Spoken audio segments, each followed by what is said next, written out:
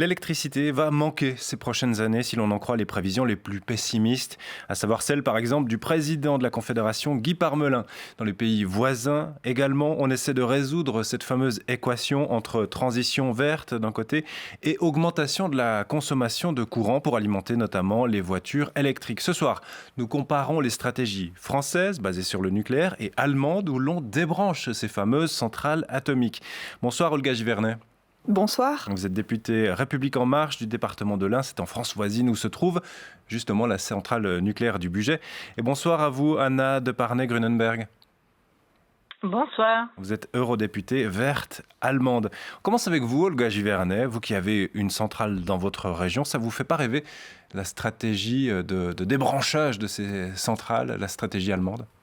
C'est une stratégie qui est à l'opposé de ce que la France a pu annoncer. Le président de la République, encore dans son nouveau plan France 2030, dans la relance, a mis le nucléaire comme en avant sur la stratégie énergétique de la France. Donc non, ça ne nous fait pas rêver. Moi, j'ai une centrale, la centrale du Bugey, dans le département de l'Ain. Alors certes, elle commence à être âgée, mais la question, c'est de savoir comment est-ce qu'on renouvelle. On pense aux EPR, ces nouveaux réacteurs de troisième génération qui viendrait à la suite de Flamanville s'installer sur 3 régions de France. Et donc, c'est l'avenir de savoir comment le nucléaire va s'intégrer au sein du mix énergétique.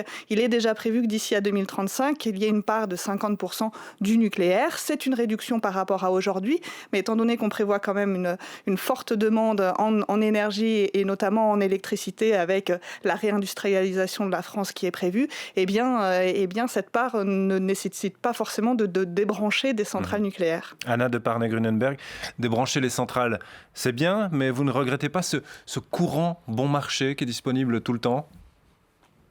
Absolument pas. Et d'ailleurs, il n'est pas bon marché, c'est un leurre. La France est très endettée par rapport à son programme atomique. Et c'est d'ailleurs un soupçon que nous avons, nous les écologistes, que c'est en fait une manœuvre pour un peu... on va dire, recouvrir le fait que la France est extrêmement endettée par rapport à son énergie atomique et d'autres pays d'ailleurs. C'est-à-dire renflouer en disant que la troisième génération sera beaucoup mieux pour en fait cacher un peu le manque fondamental de cette énergie qui n'est absolument pas sûre, qui n'est pas écologique et qui n'est pas rentable à long terme. En Allemagne, nous avons un réacteur, le Greifswald, 16 ans, il a été mis sur les réseaux et nous allons avoir plus de 70 ans pour le remettre à zéro, on va dire. Donc, en fait, tout ce qu'il faut ranger après, les déchets, tous ces risques-là et tout ce travail et aussi toute cette investissement n'est jamais compté dans les rapports. On regarde toujours quel est le prix, en fait, de l'électricité année par année et tout ce qu'on sait qui est très, très nocif à un niveau écologique et aussi économique n'est pas comptabilisé. Donc, ça paraît écologique, ça paraît peu cher, mais ce n'est pas la vérité. Olga Givernet, la France d'Emmanuel Macron se ment un petit peu en ne tenant pas en compte, en ne prenant pas en compte les coûts de démantèlement des centrales. Alors, je crois qu'elle s'est surtout menti toutes ces dernières années, puisque les coûts de démantèlement, ils sont inclus dans le prix de l'énergie.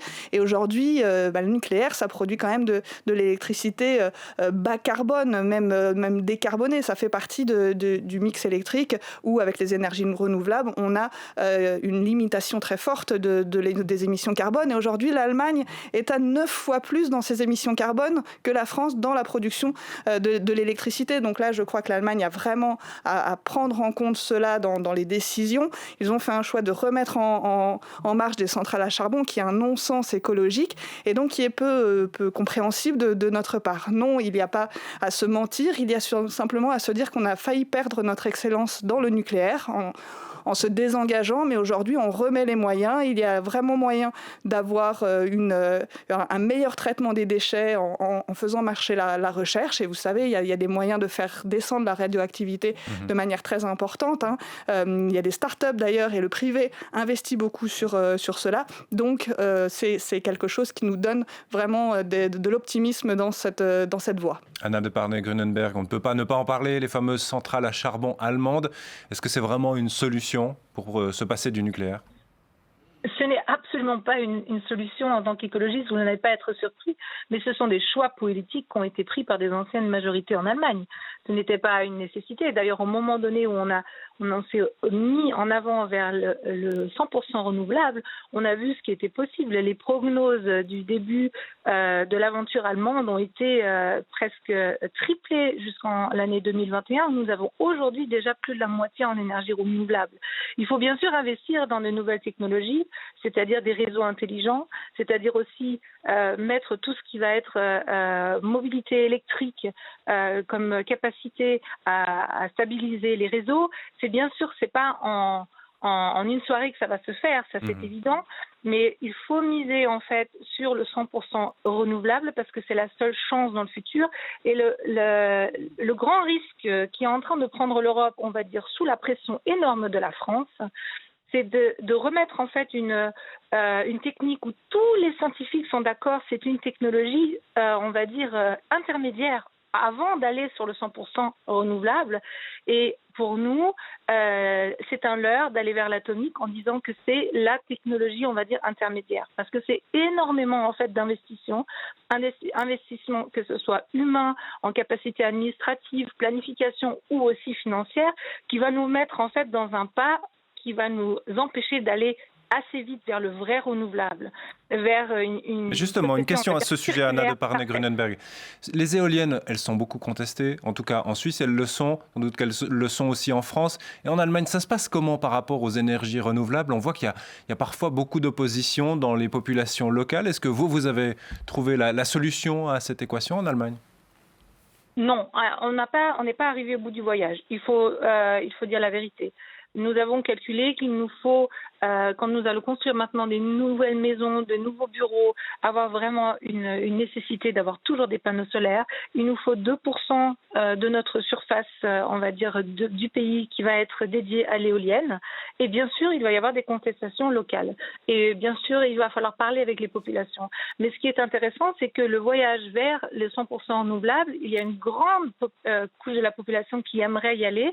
Et après, bien sûr, quand ça se passe juste à côté de chez soi, dans certains paysages dont on a l'habitude, il y a des contestations. Mais je pense que c'est un chemin qu'il faut prendre en tant que société. Et d'ailleurs, pour les personnes qui habitent près de grandes centrales, que ce soit les villages qu'on détruit pour le charbon ou les villages qu'on déplace pour les grandes pipelines de gaz ou que ce soit les centrales nucléaires, personne n'aime jamais que ce soit derrière chez soi. Et donc, c'est un voyage qu'il faut faire en tant que société dans sa totalité, c'est-à-dire prendre vraiment, on va dire, les grands buts que nous nous sommes mis en tant que société humaine et y aller et discuter, mais alors on fait ça où? Il n'y a pas de recette miracle, mais c'est un chemin, je pense, qu'il faut faire de toute façon, quel que soit le chemin qu'on prenne. Et justement, si on fait un détour par l'atomique, on va être plus lent dans ce que nous voulons aller. Olga Givernet. Il n'y a pas de détour par l'atomique, il n'y a pas de détour par l'atomique. Même question pour vous, Olga Givernet. On voit la contestation, on en parle, la contestation de l'énergie éolienne par les populations locales. Vous avez une centrale, on l'a dit, dans l'Ain, celle du Bugey, et il y a eu une manifestation aussi très récemment. Donc au final, est-ce qu'on n'est pas face au même blocage pour le nucléaire et beaucoup d'opposition aussi?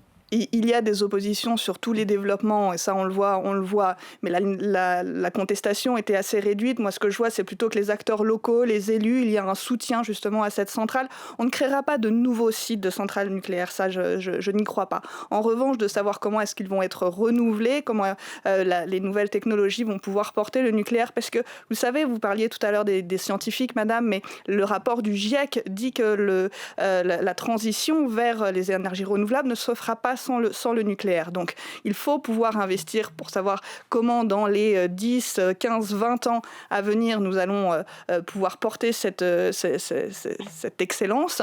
Et puis, il y a aussi d'autres perspectives avec les questions de la fusion. On a un projet ITER qui se tient en France, mais qui est un consortium dont la Suisse fait partie et qui travaille sur la question de la fusion. Et là, nous aurions des perspectives de réduction des déchets, de réduction drastique des risques et de sécurité. Donc, je crois que l'atomique, il faut le voir comme non pas l'alpha et l'oméga, mais en tout cas comme une part importante qui peut nous donner des perspectives en termes énergétiques et électriques. Parce que les pays qui pensent qu'il y a la décroissance va être nécessaire, eh ben non. En fait, on voit que le PIB est toujours lié à la consommation d'énergie parce que l'économie, parce que les industries ont besoin de ces... Combien d'années encore le nucléaire en France, Olga Givernet? On a une idée d'une sortie?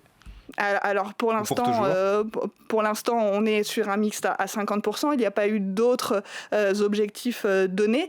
Pourquoi pas ne pas aller vers le 100% renouvelable, mais on sait que d'après l'urgence de décarbonation, il faut encore s'appuyer sur le nucléaire pour éviter d'avoir un retour. Vous savez, en France, on a arrêté les centrales à charbon et aujourd'hui, on a une électricité décarbonée à 92%. Anna de Parnay-Grunenberg, on va terminer avec vous très brièvement, si vous êtes d'accord. On voit ce rapport du GIEC que mentionne Olga Givernet. Est-ce que le nucléaire ne permet pas justement de diminuer les émissions de CO2, de diminuer de facto le réchauffement climatique ?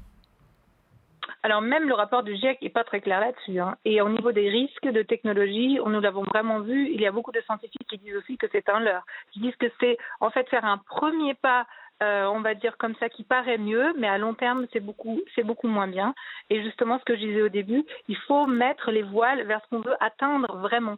Et se leurrer en se disant on va faire vivre une ancienne technologie. Et moi, je ne dis pas, bien sûr, il faut continuer à faire de la recherche vers la fusion. Mais ce qui est proposé là maintenant par la France, c'est exactement l'ancienne technologie un peu plus moderne.